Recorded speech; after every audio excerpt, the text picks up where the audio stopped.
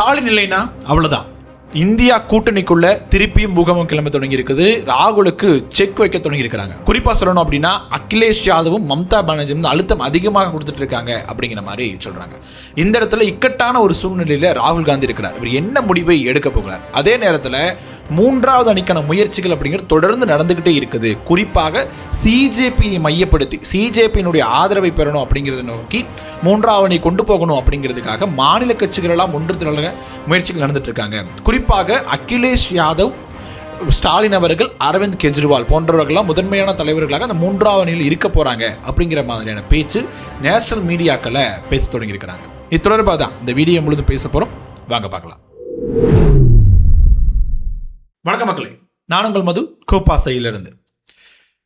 சிஜேபியினுடைய அந்த போராட்டம், அதற்கு பிறகு தேசிய அரசியல் களம் அப்படிங்கிறது நிறையவே மாறி இருக்குது. எதிர்க்கட்சியான காங்கிரஸின் மீது நிறைய விமர்சனங்கள் வைக்க தொடங்கிறாங்க. பாஜகவின் மீது தான் சிஜேபி வந்து போராட்டம் பண்ணியிருக்கிறாங்க, அவங்களோட கோரிக்கைகள் ஏற்றுக்கிறாங்க. அதே நேரத்தில் இந்த வேலையை ஏன் நீங்கள் 12 ஆண்டுகளாக செய்யலை? நிறைய போராட்டங்களை ராகுல் காந்தி நடத்திருக்கிறாரு.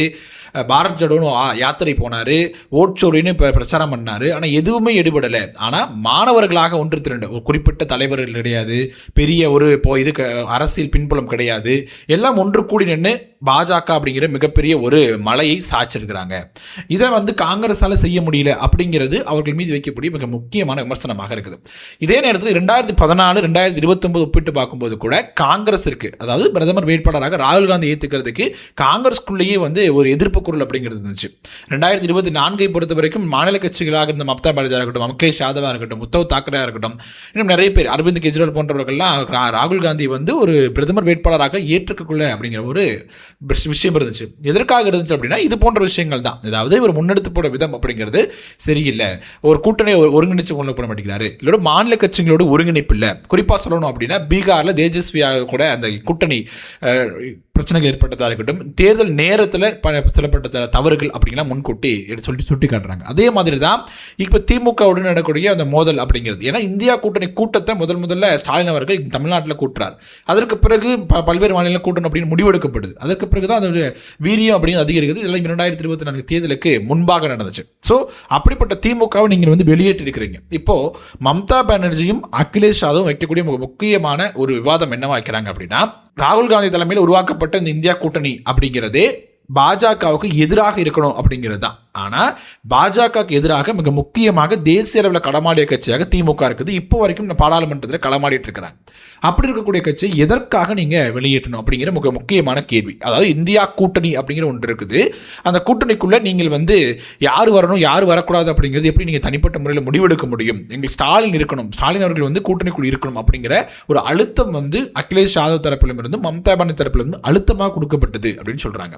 இப்போ தாவேக்கா வந்து உள்ளே வந்துட்டாங்க, அதற்கு பதிலாக திமுக வெளியே போகிறாங்க, ஈக்குவல் தானே அப்படிங்கிற மாதிரி ஒரு பாயிண்ட் ஆஃப் வியூ வைக்கும் பொழுது இந்த 40 தொகுதிகள், அதாவது தமிழ்நாட்டின் பொறுத்த வரைக்கும் 40 தொகுதிகள் மையமாக வச்சு தான் அந்த காய் நகர்த்தல்கள் பண்ணப்படுது அப்படிங்கிற புரிஞ்சுக்கலாம். அதே நேரத்தில் தேசிய அரசியலில் தாவேக்கா பாஜகவுக்கு எதிராகவும் இல்லை பிரதமர் மோடி அவர்களுக்கு எதிராகவோ அவங்க சித்தாந்தத்துக்கு எதிராகவோ இல்லை இந்தியா கூட்டணி கூட சேர்ந்து என்ன மாதிரியாக பயணிக்க போகிறாங்க அப்படிங்கிற மிக முக்கியமான கேள்வி இருக்குது. இப்போ மம்தா பானர்ஜியாக இருக்கட்டும், அகிலேஷாக இருக்கட்டும், அவங்க என்ன எதிர்பார்ப்பாங்க அப்படின்னா பாஜகவை கடுமையாக எதிர்க்கணும், அவங்க சித்தாந்த ரீதியாக எதிர்க்கணும், பல்வேறு விதமான குடைச்சல்களை கொடுக்கணும் அப்படிங்கிறது அவங்களுடைய நோக்கமாக இருக்கும். அதை தாவேக்கா செய்வாங்களா அப்படிங்கிறது தான். ஆனால் திமுக இது வரைக்கும் செஞ்சிருக்கிறாங்க அப்படிங்கிறது தான் அவங்க பார்லமெண்ட் செயல்முறைகள் மற்றும் அவங்களுடைய நடைமுறைகளை வச்சு நம்ம பார்க்கும்போது நம்ம புரிஞ்சுக்க முடியும்.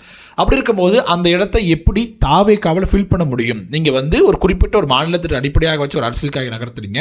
தேசிய அரசியலில் இந்த மிகப்பெரிய ஒரு பின்னடைவாக அமையுது. இந்தியா கூட்டணியினுடைய ஒரு முக்கிய புள்ளியாக திமுகவும் ஸ்டாலின் அவர்களும் இருந்திருக்கிறாங்க. அப்படி இருக்கும் பொழுது நீங்கள் வந்து இப்படி வந்து அவங்களுக்கு தேவையே இல்லாமல் கழட்டி விடுறது, அது போன்ற செயல்பாடுகளை பண்ணுறது அப்படிங்கிறது ராகுல் காந்தி அவர்கள் மீது ஒரு நம்பகத்தன்மை இழந்திருக்குது அப்படின்னு சொல்கிறாங்க. ஸோ இப்படி தொடர்ந்து மாநில கட்சிகளை ஒரு தனிப்பட்ட தேவைக்காக பயன்படுத்திட்டு தூக்கி போடக்கூடிய வேலையை காங்கிரஸ் செஞ்சு அப்படின்னா இதே நிலைமை எங்களுக்கும் வராது அப்படிங்கிறதுக்கு என்ன நிச்சயம் இருக்குது? இப்போ தேஜஸ்வி யாதவிற்கு வெற்றி பெறுவார் அப்படின்னு கடைசி வரைக்கும் நிறைய கருத்து கணிப்புகள் சொல்லப்பட்டது. அந்த பீகாருக்குள்ள வரவேற்பு கூட அப்படிதான் இருந்துச்சு. அப்படி இருக்க கடைசி வரைக்கும் என்ன பண்ணாங்க அப்படின்னா தொகுதி பங்கீடுல மிகப்பெரிய ஒரு இழுபறி அப்படிங்கிறது இருந்துச்சு. காங்கிரஸ் வந்து என்ன பண்ணாங்க அப்படின்னா நிறைய இடங்களில் ஒரு போட்டி வேட்பாளரை களமிறக்குனாங்க. இது ஃப்ரெண்ட்லி ஃபைட் அப்படிங்கிற மாதிரி அவங்களே சொல்லிக்கிட்டாங்க. இதெல்லாம் எப்படி ஏற்றுக்க முடியும் அப்படிங்கிற மிக முக்கியமான கேள்வி இருக்குது.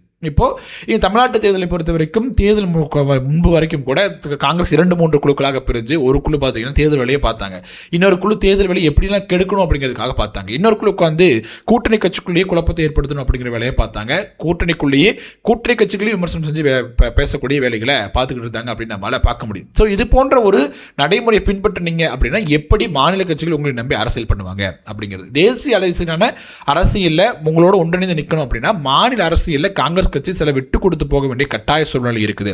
அதை ஏன் ராகுல் காந்தி அவர்கள் ஏற்றுக்கொள்ள மறுக்கிறார் அப்படிங்கிறத மிக முக்கியமான கேள்வி இருக்குது.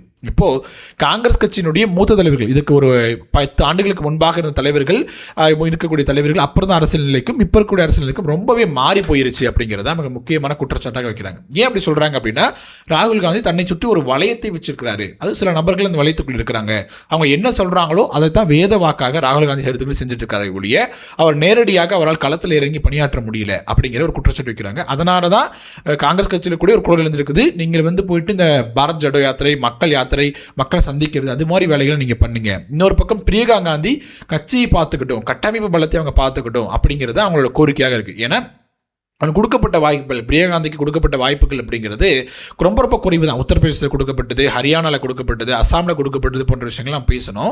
ஆனால் அது பெரிய வெற்றியை அவளுக்கு பெற்றுத்தரல அப்படிங்கும்போது கொஞ்சம் இக்கட்டான சூழ்நிலை இருக்கக்கூடிய இடங்களாக பார்த்து பிரியகாந்தி கொடுக்கப்பட்டது. அதுவும் கூட விமர்சனம் வைக்கப்பட்டது, காங்கிரஸ் கட்சி வேண்டுமென்றே பிரியகாந்தி மட்டுப்படுத்தணும் அப்படிங்கிறதுக்காக அதை பண்ணுறாங்க அப்படிங்கிற மாதிரி வேலையும் செஞ்சாங்க. சரி, இது இன்னொரு என்ன வைக்கிறாங்க அப்படின்னா, ராகுல் காந்தி பிரியங்கா காந்தி அப்படின்னு காந்தி குடும்பத்திற்குள்ளேயே நீங்கள் சுற்றிட்டு இருக்கிறீங்க, வெளியிருந்தக்கூடிய ஆட்களை வந்து உள்ளே எடுத்து போடுங்க, அப்போ தான் அது வந்து காங்கிரஸ் கட்சி அடுத்த நிலைக்கு போவதற்கு தானே வாய்ப்பை ஏற்படுத்தி கொடுக்கும் இப்போ அப்படிங்கிற மாதிரியான வாதத்தை முன் வச்சுட்டு இருக்கிறாங்க அப்படிங்கிறது நம்மளால் பார்க்க முடியுது. ஸோ இந்த நிலை இப்படியே நீடிச்சிச்சு அப்படின்னா நாங்கள் வந்து வேறொரு முடிவு எடுக்க வேண்டியதாக இருக்கும். 3வது அணி அப்படிங்கிறது தான், அதாவது யாரெல்லாம் அப்படின்னா ஸ்டாலின் அவர்களாக இருக்கட்டும், அகிலேஷ் யாதவ், ஜெயதேஸ்வி யாதவ், உத்தவ் தாக்கரே, மம்தா பானர்ஜி, அரவிந்த் கெஜ்ரிவால் அவர்கள் இப்போ வெளிப்படையாக அறிவிச்சிட்டார், காங்கிரஸ் இல்லாத கூட்டத்தில் நாங்கள் பங்கேற்க மாட்டோம் அப்படின்னு எப்படி திமுக அறிவிச்சிருக்காங்களோ அதே மாதிரி ஆம் ஆத்மி கட்சி அறிவிச்சிருக்காங்க அப்படின்னு நம்ம சொல்ல முடிகிறது. ஸோ இது போன்ற ஒரு மாநில கட்சிகள் உருவாகும் போது அந்த பக்கம் சிஜேபி நிற்பதற்கான வாய்ப்புகள் இருக்குது. காக்ரோச் ஜனதா பார்ட்டி தன்னுடைய ஆதரவை காங்கிரஸ் மற்றும் பாஜக இல்லாத ஒரு 3வது அணிக்கு தருவதற்கான வாய்ப்புகள் நிறையவே இருக்குது. அதற்கான முக்கியத்துவம் அவங்க கொடுக்கறதுக்கான வாய்ப்புகள் இருக்குது.